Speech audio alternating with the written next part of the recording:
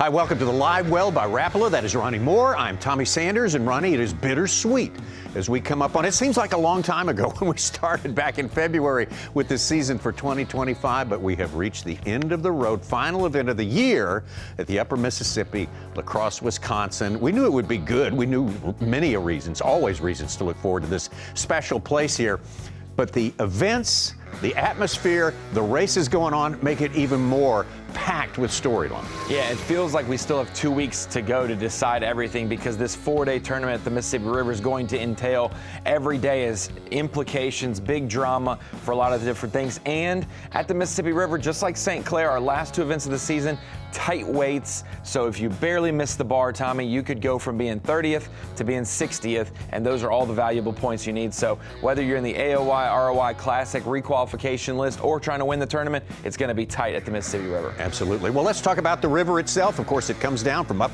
above the Twin Cities. That's where the pools start, and we were on pools 7, 8, and 9. And what kind of shape is the water in right now? Well, the Mississippi River, compared to past years, it's about 2 feet high for what people would say. So it's not above the banks, but it's a little bit higher, which means there's more flow in the river. Talking to Cade Laufenberg, one of the best anglers on the Mississippi River, especially those 3 pools, talked about how, you know, when Bryan Schmitt won in 2022, the flow was probably 20,000, 25,000.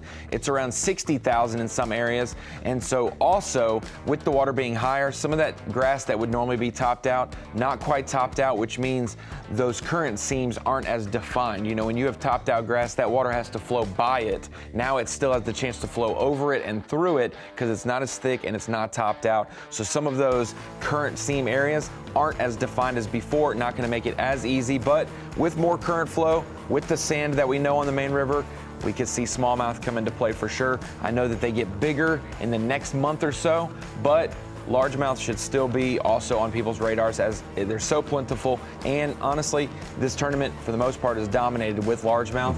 The guys sometimes just throw in smallmouth for a little added flair. Yeah, absolutely. And if you've never seen the show, seen a fishing tournament here before, it's not like the big mighty Mississippi down south in Memphis, someplace like that. It's braiding through all sorts of different environments, ponds, sloughs, lakes, and much more, including bridges and seawalls and just lots of different places to get the job done. Yeah, when you think about the water that we're going to see, you've got all that dogweed and the vegetation that you can frog through and the great visuals. You've got the current flow. Then you have the Black River, where it's just a different looking river color, water clarity wise.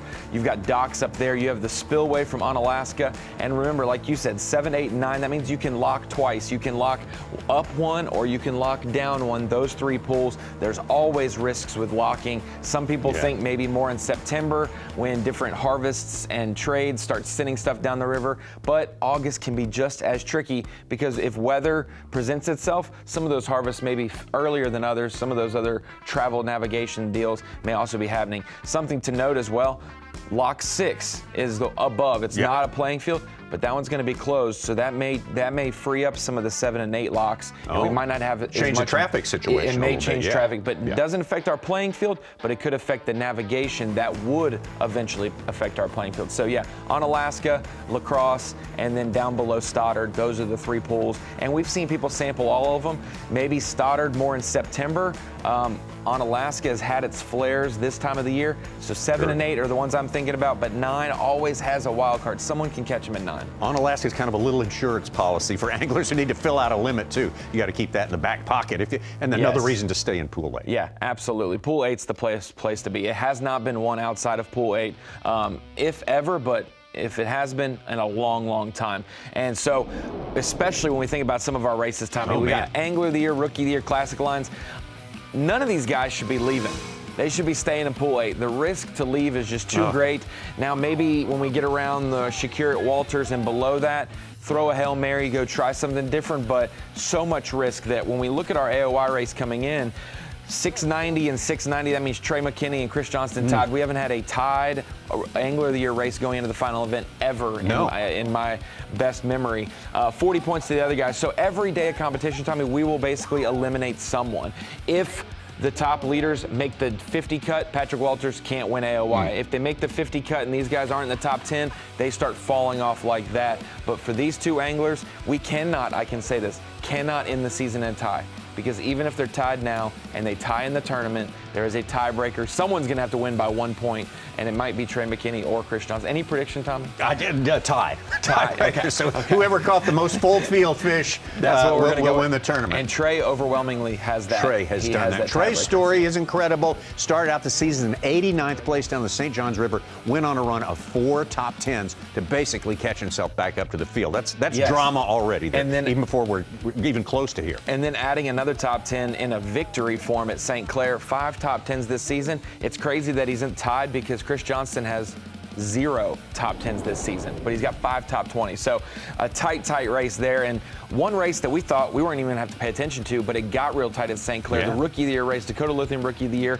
Paul Marks had a 60-point lead or so coming into St. Clair. It is now just 9. And now Easton Fothergill, who not only topped Trey McKinney with worse than an 89th in the first one, followed up with worse than an 89th in the second one, and had a huge hole, wins the Classic. That's not a points event, obviously, but momentum started flowing, and he is still in shot. I mean, Tucker and Paul could get 34th or 35th, and he could win the tournament, get in the top 5, and win Rookie of the Year at the last second. Home territory here for Easton Fothergill as well. So, interesting stuff. Last thing that affects a lot more people, maybe. There's only like 4 or 5 people in that Angler of the Year and Rookie of the Year race. But for the Classic, we're showing you 4. We're showing the last 2 in and the first 2 out.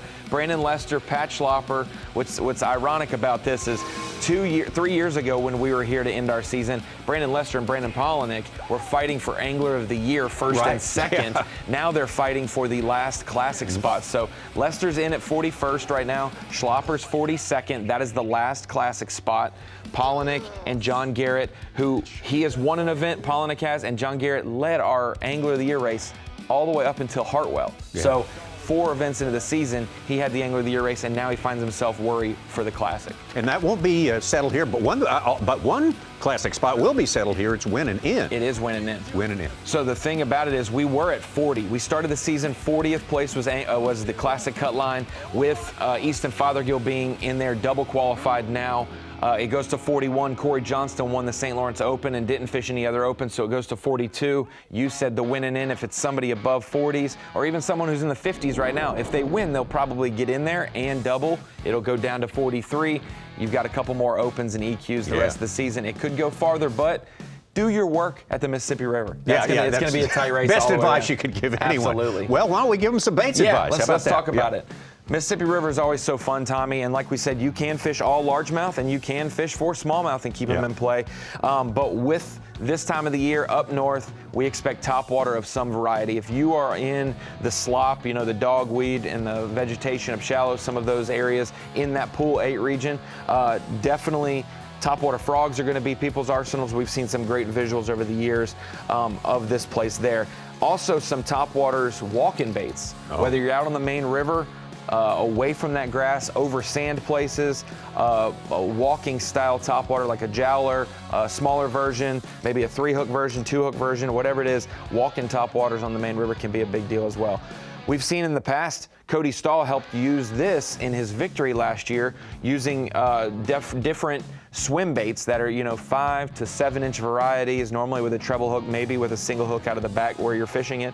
But those types of swim baits could factor on the river this week as well. And then any kind of flipping and swim jigging. We've got soft plastics like the cleanup crawl you can flip, different jigs, swimming a jig.